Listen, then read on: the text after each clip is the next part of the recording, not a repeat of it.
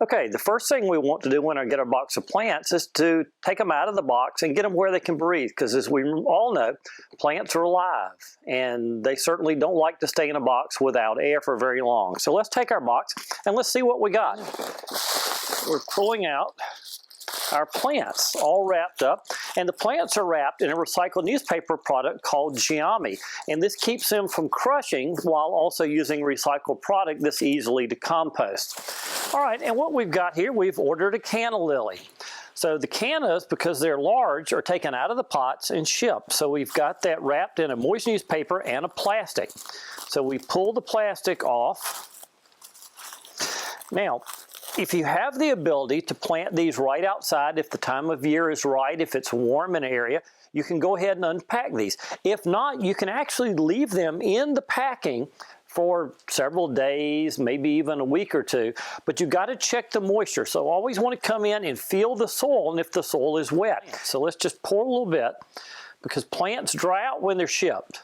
All right, what we have here is a rice paper plant, or Tetra Panax. Now anything with a quart size is shipped in the pot. So again, first thing you want to do is water that and just give it a good soaking. If you have a little dish to put under it, great. Water till the water comes out of the dish, leave it for an hour, dump the water out, it's ready to go. But it's so important because those roots can really dry out, especially if they're shipping in summer.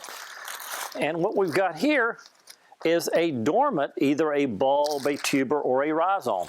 And in this case, what we have is a jack-in-the-pulpit. Jack-in-the-pulpit bulbs are shipped when they're dormant in dry peat moss. So this can be planted outside now. If not, you can get a pot of potting soil, put your bulb in it, or your tuber in this case, cover it, and then leave it in a cool space.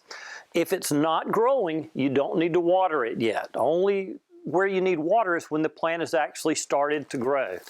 Now these are evergreen, so you're always going to see some growth on those. And because they have spines, you want to be careful, because agaves will bite back. Okay, and there we go. And just like the others, a little bit of water, put it in a sunny location. And again, the sun is important for stuff that's growing. If it's dormant, it doesn't need the sun. It's fine in shade.